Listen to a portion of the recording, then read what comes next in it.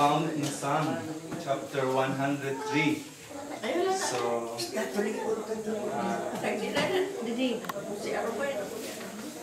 again, Psalm 103 verses 1 to 5. Allow me to read. And now, this is for you, I hope, and this is my prayer, that these verses be a channel of blessing to you. This is a Psalm of David. My Bible says, "Praise the Lord, my soul, all my being, praise His holy name. Praise the Lord, my soul, and do not forget how kind He is. He forgives all my sins and heals all my diseases. He keeps me from the grave and blesses me with love and mercy. He fills my life with good things so that I stay young and strong like an eagle."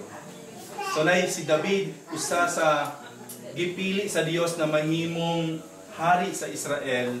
Tungod bata pa lang siya nakita sa Dios ng iyang kasing-kasing musunod sa Ginoo. So karong gabi akong gibasa ang iyang testimony na iyang gisugo ang iyang tibuok na kinabuhi o tibuok na pagkatao na daygon mo ang Ginoo. So ako nagpasalamat na ikaw nakaabot sa edad na 83, 84. Okay? So kana panalangin na siya gikan sa Ginoo.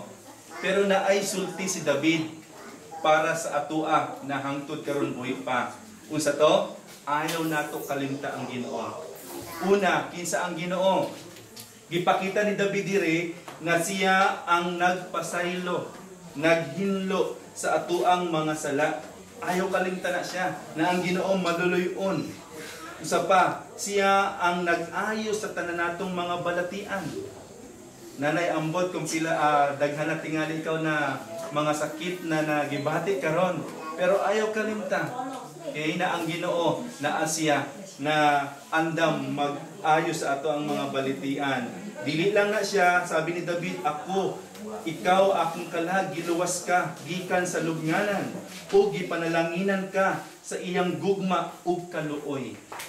Grabe si David kung atong tanawon sa tanan ng mga pwedeng pilion, si David ang napili kay ngano, kay nakita sa Ginoo na naasay kasing-kasing na musunod sa iyaha, na mag-alagad sa iyaha. Kaya ang sabi sa verse 5, akong kalag, ingon ni David, imong tanawon, gibuhong niya ako sa mga maayong butang, aron magpabiling akong batanon ug kusgan sama sa agila.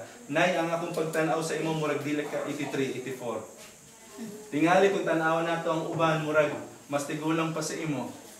Okay? Pero nagpasalamat mi na imong gipakita sa amua na kung ang Ginoo ato siyang sundon, ato siyang kanang nakailata sa iyaha, I believe siya ang maghatag sa atuan ng kusog o kanang kalipay para makita nato na maudiay ang kinabuhi na hatag sa Ginoo. So sa mga naadire na nakiselebrate sa birthday ni Nanay Salome, so hinaot na mahimong panalangin sa atua ang iyang example nagipakita especially sa mga anak. I know na nagdako mo, pinaagi sa iyong pag-iya, nagdako mo na naamoy mga nakita na maayong gibuhat sa inyong nanay, hinaot na dili nyo na siya malimtan. And then maipasa ninyo sa inyong mga anak. So nanay, again, happy birthday. Naot na kung dugangan pa ka sa Ginoo, nay, ayaw kalimta ang pagkamaayo sa Ginoo sa imong kinabuhi. Nga naman buhi pa ka tungod sa atong Ginoo. And ayaw kalimta na ang Ginoo, moabot ang panahon mo atubang ka sa iyaha. So hinaot na makita sa Ginoo, ingon sa Ginoo sa imo na, "Huli ka, welcome sa akong kaharian." Okay?